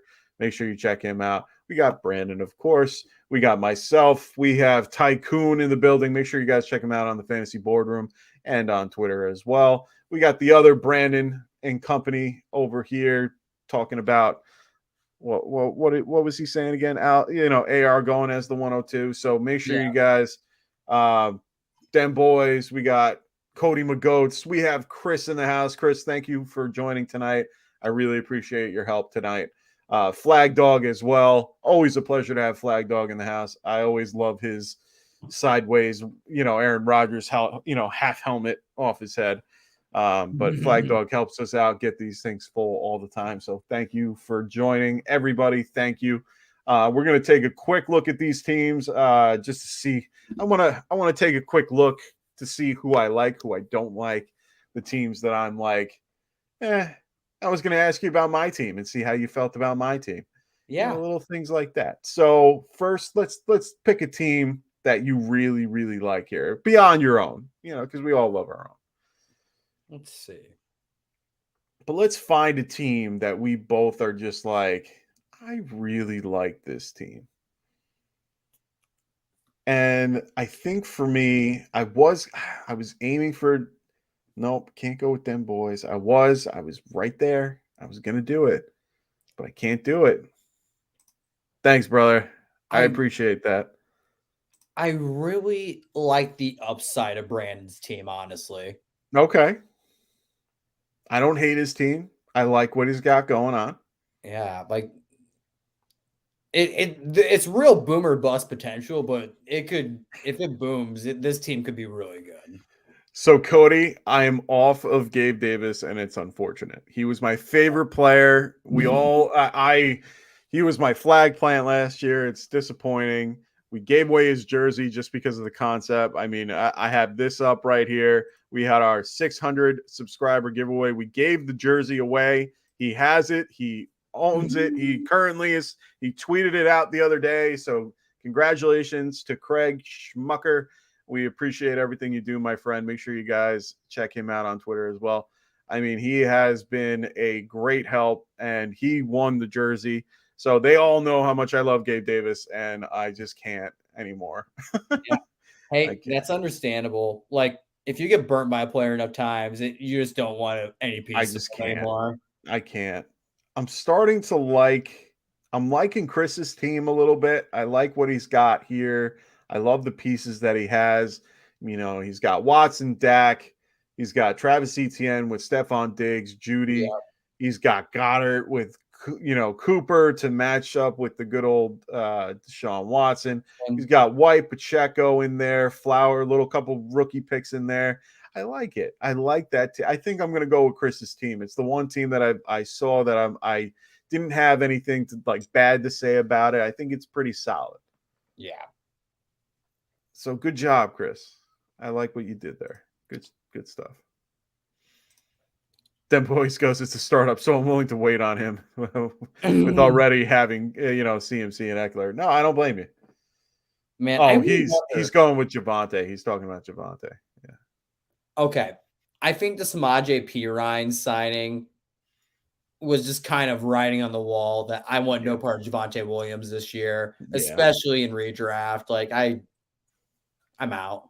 Yeah, I'm a little upset because I have in my keeper league, I have him as an 8th round pick, and if I want to, and he's definitely somebody I was like, oh my god, this would be great because all the news with Mixon, I have Mixon as a 2nd round pick. So for me, it's just like, would I rather have Mixon in the 2nd, or do I want Javonte Williams in the 8th? And those were like my best options. So I was like, I'm a little disappointed. Hot take. I would rather take I'd rather take Charbonnet even a little bit later than Williams at this point, and just miss wherever Charbonnet ends up. You had Charbonnet at 7, and it's based on where he's going to go in the draft. If you're drafting early, you rather have Charbonnet. Yeah. Okay. No, and that's a fair assessment. I think with Javonte in this particular scenario for like Den Boys' team. Now, I understand why he did it. It makes sense. You got Eckler, you got McCaffrey, you got 2 solid backs. Why not pick up a guy? Because even if he doesn't play this year or this coming year, he'll be fine after this. Hopefully. I know, but how often do running backs come back from an Achilles injury? Agreed. I'm not on J.K. Dobbins, so I get it. I'm also on J.K. Dobbins because, like, think about like how many great athletes have just been taken out by Achilles injuries. No, he had the ACL, MCL. I thought he had an Achilles too. No. Okay, then never mind. But still, that was James Robinson. You're thinking maybe James Robinson. I am, but no, or even Cam Akers. I mean, Cam Akers had a decent season last year, considering he came back. Yeah, but is that Cam Akers or is that Sean McVay being able to call up a great zone run game? Yeah, it might be, but they had a shit line, so the fact that he did well with a shit line is a lot. You know, to his credit, I will give you that, especially since running back, like a good portion of it's who's blocking in front of you. Did someone pick? Oh no, it was Den Boys. So Den Boys might have picked him just for Tom fun. Brady. Yeah. Oh my god, there's 0 chance Tom Brady's ever coming back. I stand by that. Okay. I think he wants to watch his kid that he had before he was with Giselle to have a cat play high school football. Did you see his whole thing that that she wanted a cat or something, and he was just like, "That's why I did." That's part of why. I know. Yeah, his little daughter wanted a kid, and he's like, "I'm too busy raising this kid to like come do that." Which, you know, both my cats are in this room right now, so I mean, yeah, there you go. I get it. All right, so let's take a look. We're gonna take a quick look. My pick was Chris's team, so I like Chris's team. Yours was more. Who did you like? I like Brandon's. I also like Tycoon's team. Okay. Tycoon going with the 0 RB, going with the later QB, build, which is nice. He's got Waddle, he's got Justin Herbert, T. Higgins, Drake London. He's got Chris Godwin with Wilson and Jared Goff, who he sniped me from. He's got Hopkins, who he loves Hopkins. He has some type of relationship with Hopkins. I mean, I get it. His yards per catch, I get it. Like the man just needs targets, and he's gonna give you some points. And then going with Montgomery with the change in Detroit, he's going with Algier, he's going with Gibson. He's got a really good team lined up. I don't mind this team for the 0 RB build. He would definitely have to get. For me, he just needs another running back to kind of make it a little bit better for me, and one that isn't Gibson. I think Algier is a good pick, but grabbing somebody at this bottom half, maybe if Harris made it that way, or even Elliott, I would have taken for the year. He's going somewhere that's he'll be productive. But grabbing somebody other than Gibson, I don't trust Gibson as far as I can throw him. But I didn't hate the team. I like the whole build except for that particular pick. But I can't split hairs here. Yeah. So let's break down my team real quick. What did you think about my particular build? About what I did? I honestly really liked your build. I like the getting Justin Jefferson and Kirk Cousins getting that stack there pretty early on for you. I think Najee Harris is a sneaky good pick this year. Yeah. I think you're going to get Najee for a discount, and he's going to still get RB1 kind of value. I hope so. I know. I hope so. I have these 3 running backs. I have Harris, Stevenson, and Cook on my dynasty team in our Get Right League. So, yeah. I mean, I think some combination out of your 4 running backs, some combination out of those 2 is going to be decent. That's my hope. And the Josh Jacobs before Barkley was a little bit of a spicy thing for me because a lot of people I think thought I would go that way. I thought you would go Saquon Barkley at some point. So Brandon, his Twitter is right below his name. I made sure he put it there just for that reason. So I'm going to clip that off. It's right there. I also have everything that Brandon is associated with in the description. So I'll have Brandon do a whole thing at the end. He can talk about all the things he wants to promote, everything that he wants to talk about, like we always do. So don't worry, you'll see all of it. So okay, cool. I like this whole thing. I like Jacobs, pretty much. That I like what he did last year. I like the line that he had. I think they used him well with McDaniels. I still think they're going to do the same thing they did this year, even with Jimmy G. I think Jimmy G is just there to hand the ball more with Jimmy G. Even more, exactly. Yeah. So I'm very happy, with that situation. I don't mind Saquon, but I think they have a better scenario with the usage for Jacobs at this point. Kirk Cousins, I just love to pick. He's one of my favorites if I'm going to go with someone like Jefferson as my first pick. It's just he's always going to fall to the 3rd, 4th round. Always. I always see him. Because you know why? Kirk Cousins is the nickel back of quarterbacks. Yeah. Because he is quality. He has a bunch of really good games, but is so much more fun to trash him than praise him. That's a great way to put it. I love Nickelback too. I do too. I also love Nickelback, maybe because I'm a white guy. Yeah, I don't know. I like them because they're just I've liked them since I was a kid. I had their first album. Oh, that's how old I am. Rockstar is a great song. Oh yeah, no, Rockstar is great, but I had How You Remind Me as their first hit. So, anyway, so I love the Deontay Johnson pick for me. For me, he is the steal of my draft. I love him everywhere I can get him. I'm trying to get him everywhere. So it is what it is. And Brandon, I agree to some point. He thinks that Brandon won't be around. He thinks that Kirk won't be around next year. And to be honest, that's possible. I mean, there were reports that the Vikings are looking for Lamar Jackson. It was them and the Colts. So maybe I'm taking a flyer on him because they have such good chemistry together. He's a solid, consistent pick that will get you 10 to 20 points a game and be consistent. So I'm pretty happy with that. And especially since he has someone like Jefferson with it, I think it just makes it even better.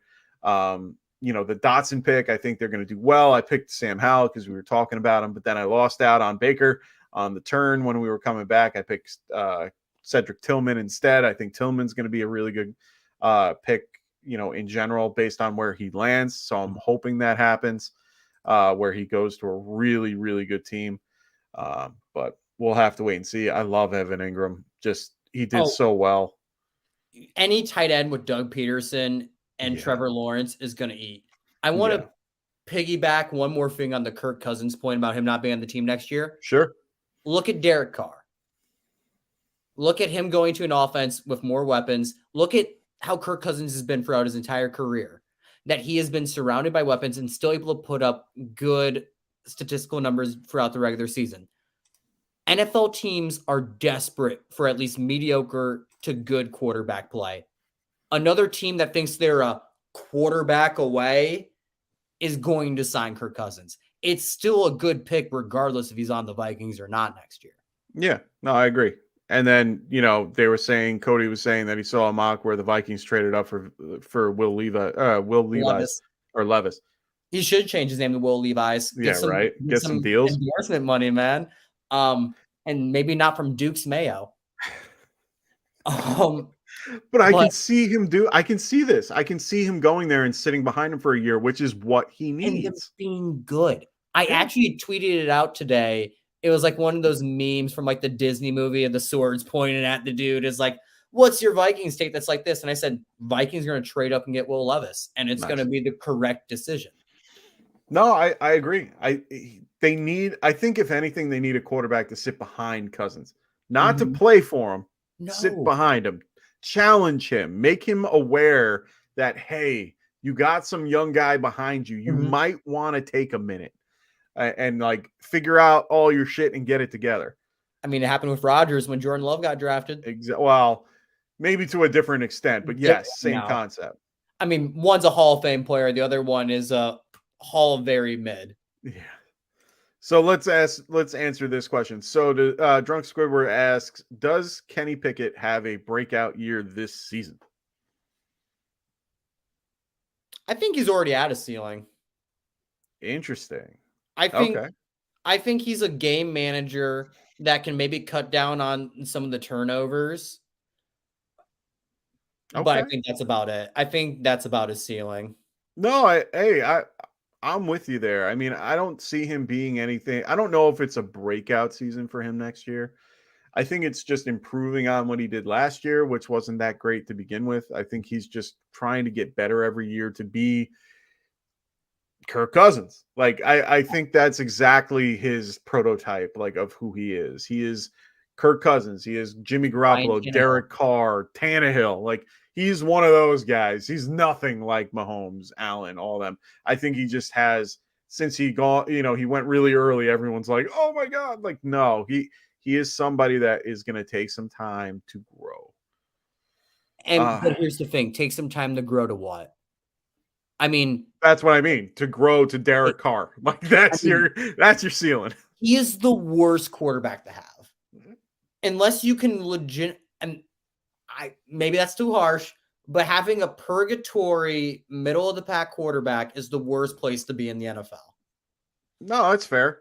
That's definitely fair to say. Unless you can put like a team like the Ravens did back in the early 2000s around you and then just maul everyone in front of you. It doesn't matter.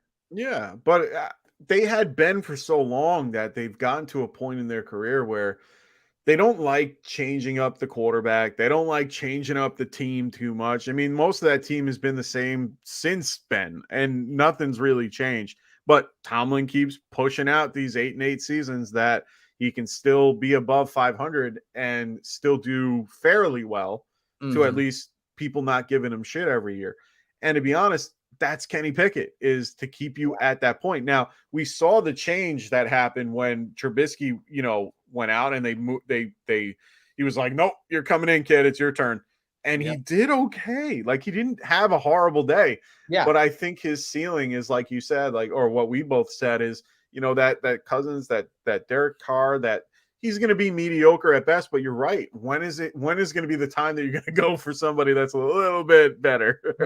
And then here's the thing, because he's so mediocre at best and your coach is an amazing head coach and you have a good roster around him, you're going to have to give up more collateral to go get a guy who is going to allow you to compete in the AFC against these dudes. I just wish that they just didn't pick him when they did pick him. When they did, but that's just, I understand what Pittsburgh wanting the kid from Pittsburgh. They needed a quarterback. I get it from a culture standpoint. Price sold a bunch of jerseys, probably good for business, but purgatory is purgatory. So you got to pay me to take Pickett. Yeah, I get that. That's how I feel. Yeah, I mean, he's not wrong. The whole quarterback class was overwhelming. I agree with that. I mean, you know what you do in that situation? You just don't take one. And that was the whole thing with, Malik Willis, being a part of that. they were in a really tough situation. I mean, Brock Purdy was the best of that group. Like, I know. And Brock Purdy really wasn't even that great. It was he just had a good supporting cast and a great coach. Kyle Shanahan. Okay, Nick Mullins would have done the same exact thing. Yeah, probably. Ooh, spicy. Corral is better than Pickett. Better, equal to. I mean, who's better, Andy Dalton or Jameis Winston? Saints problem all over again. Same. Yeah. I mean, for me, it's Andy Dalton. For me, it's whoever's. And for me, it's Jameis, because Jameis is going to get me a better draft pick. Actually, it's the secret answer of Taysom Hill. Taysom Hill, Wildcat quarterback. I love him so much. I love him. I loved the little bit of time when you could start him at tight end when he was actually going to start at quarterback. Oh yeah, no, that was the best. But see, I think it was 2 seasons ago, or 2020. It was 2020 because I remember where I was when I made this statement. But it was 2020, and I remember going, he's going to be the next quarterback for the Saints. And I'm sitting there like, it's going to happen. It's going to happen. It's going to happen. It's going to happen. And I'm like, Sean Payne thought the same thing.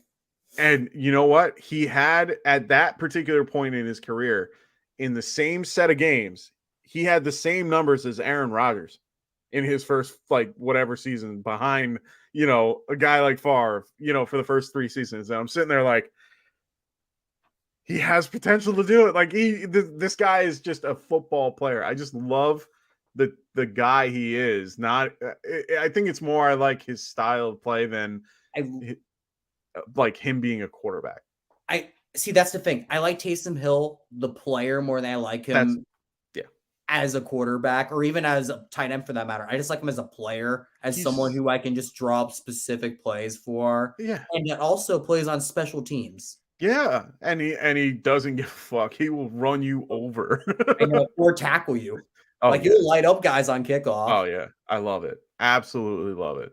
He just a machine. And you know what? I love how the commentators just nut every time he's on the field. Oh yeah. You just hear them all just go crazy, like, oh, there's this special package. It's coming, boys. Oh yeah, definitely. And he finished tight end 5, which is ridiculous. It just shows how much of a wasteland the position is. Oh yeah. Consistency standpoint. Oh, we've talked about it on here and everyone gives me crap for it. Because I talk up tight ends all the time. It's just, I took 3 tight ends in this draft because it's a fucking crapshoot. Oh yeah. And you got some good ones. You got Kincaid, you got Waller, you got Kittle. So I mean, you got 2 really old guys and you got 1 really young guy that's going to go to a good team and do well. So I like that. I like that idea. I went with the Evan Ingram, who's like at that peak, and then you have Greg Dulcich, who's going to have a good season next year with Sean Payton. Hopefully, that's where I was going with that. So Drunk goes, who are your guys to sell now? Rashad Penny. Even though I was talking him up, Rashad Penny, you will never get a higher return unless he goes off the first couple of games of the season. I think the cutoff point is week 5 to sell. Okay. I was going to say Derrick Henry for dynasty leagues. Now is your time to sell. Not after where he ends up getting traded to. Well, that's the whole point. I trade him now while he's still on the on the Tennessee Titans. He's not going anywhere yet. At least if anything, he's going to go to a Super Bowl caliber team that needs him. What if he goes to a team with a good run game that's going to give him a bunch of red zone touches, like a KC or Buffalo? Do you think then it would be better to wait until the trade goes down? See that, and that's where the hard part is the timing. If you want, you're going to get a decent amount now because he had a decent season. Yeah. But his age and where he currently ends up. So if he stays that's the other part about it. You could wait until he gets traded and goes to a team like that, and his value should stay up. But I think that at this point, he's at the point of his career the Titans they're not even investing in an offensive line, which is ridiculous. I mean, Taylor Lewan is getting old. He moved on. I love Taylor Lewan, but he's released. He's probably going to be, if he goes anywhere, I like the idea of him in Vegas. Yeah, just somewhere solid. Oh yeah, he would fit very well in Vegas. Mm-hmm. But in general, like him just, him gone, Saffold's gone, like Ben Jones is gone, like your whole offense that made Henry who he was is gone. And then what do? Every team just stacks the box with 8, and then you just get to the point where you can't even run Henry anymore. So you got to throw it with Ryan Tannehill. And honestly, I don't mind Tannehill.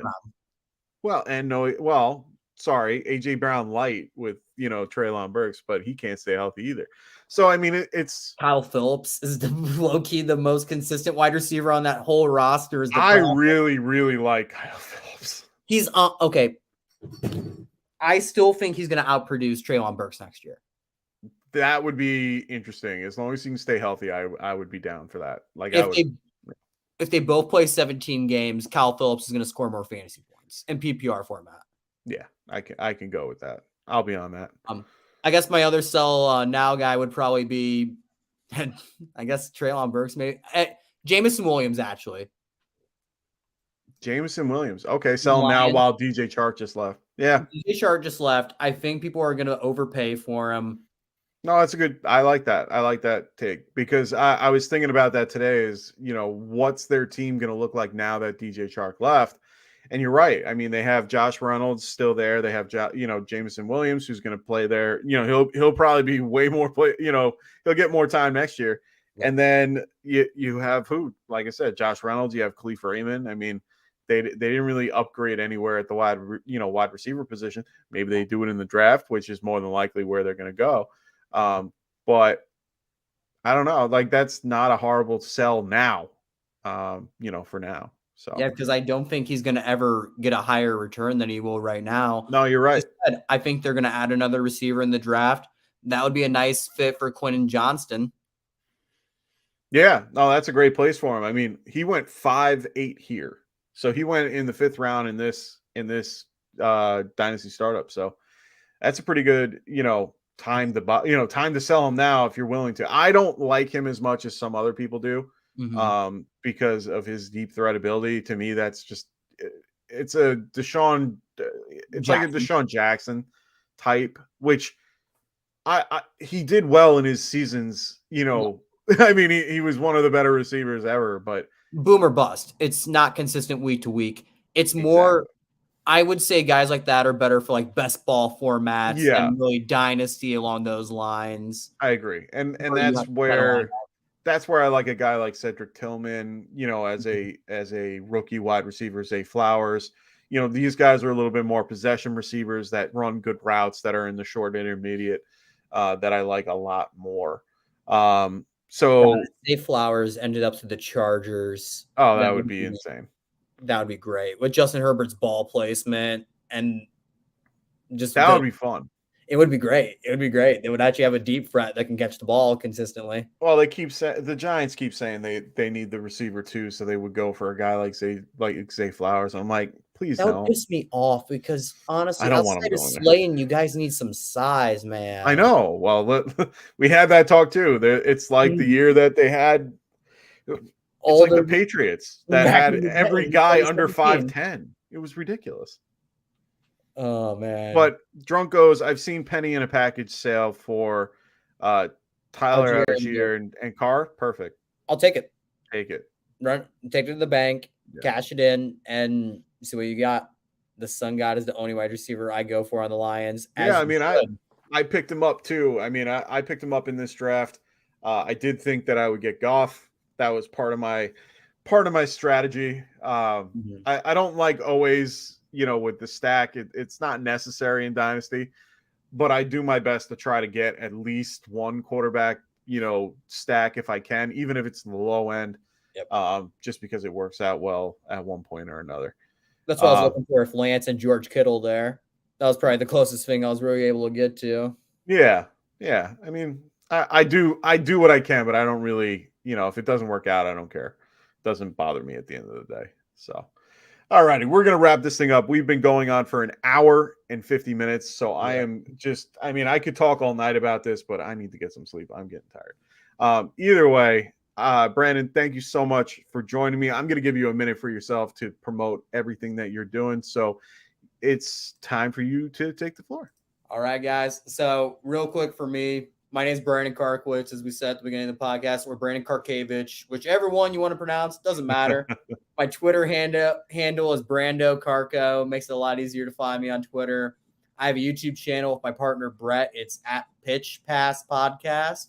We have a YouTube show. It's a general NFL podcast. We talk about the games, any news going on. I'll give you some bets that I'm trying to cash in on and trying not to put us in the poorhouse in the meantime.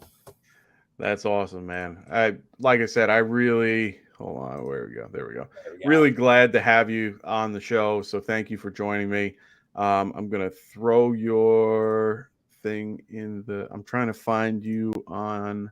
Yeah, throw my noun in there. No, I'm trying to throw your particular verb the noun. Your podcast. I'm trying to throw your podcast in there. Hold on one sec. Throwing the podcast in the chat for everybody so that they have it there. It's also in the description as well. So make sure you guys check that out. Drunks where we're going. Peace, y'all. Nice to catch up during the off season. Of course, my friend, keeping a lookout for us. We will be coming back at another point. Den Boys going, thanks for coming on, Brandon. It's nice to hear someone other than Mike ramble on. Fuck you, Den Boys. Cowboys fan. I got too many Cowboys fans in my life. I love how much I found this as a Packers fan, how many like just Lions and Bears fans I find. Just other members of your division. They just always. Well, I have dem boys, then I have my colleagues also. I got Dustin and I got freaking Frank. I'm overrun by Cowboys fans. And you got Kevin that we talk to every day, and then on top of that, I got then I got Coach Bruce, who I talk to on the side. Like all these guys that I'm friends with has some type of Cowboy affiliation. So it's like just get overrun by everybody. But anyway, thank you all for joining us tonight for this mock draft, our first one of the year, first one that we did right after the first wave of free agency. We will be back at another point. Not exactly sure when, but we will be back soon. Like I said, we will be back consistently when we are after the NFL draft. Make sure you guys check out our other affiliates as well. Make sure you guys check out the Check Down podcast with Cody McGoats and the crew. They're usually on Wednesdays, 5:30 Pacific, 8:30 Eastern. So make sure you check them out right here at Get Right Network. Also, make sure you guys check out WAGMI Fantasy. Colin over there doing great things. Check out wagmifantasy.com for great articles and his website. He has rankings and all that stuff. Probably not up now, but he will during the football season. Check out his Winning with WAGMI newsletter that he puts out. I think he does baseball as well, so make sure you check him out there as well. We also have Tim and AJ at the Fantasy Frontline. Make sure you guys check them out as well. Everything is in the description down below, so make sure you guys check them out. I already showed you guys the stuff for TrophySmack.com, so I'm going to bring up Underdog Fantasy real quick as well. Make sure you guys, if you don't already have a Underdog account, make sure you get one. They're starting to grow in a lot more states. I think the other day, Massachusetts just became legal. Ohio just became legal. Yeah. So all these places are now legal. So go check it out. Oh, gotta love one of the best things about Indiana. You can gamble here. Oh yeah, I can gamble in New York. I love it. So Den Boys goes, my son was wondering when he gets to come on for winning the listener league. That's a good question, my friend. Ooh. Reach out to Rasta. He will help you out with all that. He's the guy that worries about that. So we had a 10-year-old win our league last year. A 10-year-old, and it was a father Oracle. It was the Oracle. So we had a father-son duo for the championship. It was Den Boys against his son, and Den Boys Jr. won. And look, I love that household. That had to be a great night for that kid. Yeah, he wanted an extra burger with his Happy Meal.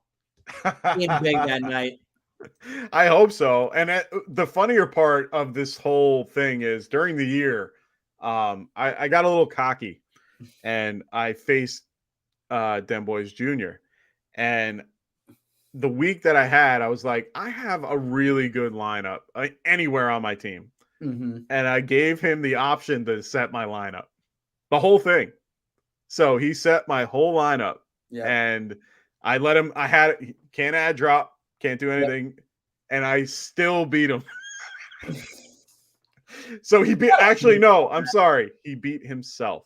So, yeah, he beat himself. So it was quite a fun little thing. I ended up losing anyway. I didn't even get in. I think I got to the playoffs, but I lost in the first round. But he ended up winning the whole thing. So he's the one laughing all the way to the bank. So congratulations, Den Boys Jr., if we haven't said it already. So we will set that all up. Just talk to Rasta. Oh, he still hasn't let him down. Yes. Oh, I hope he doesn't. I will make sure that that never happens. So I'll make sure he never lets it down. I love it. Oh yeah, I will. So either way, thank you all for joining. Brandon, thank you once again for joining me as well. We will see everybody next time. Keep a lookout for the next time we do this. All righty. So take care, everybody. Have a great rest of your night. Peace.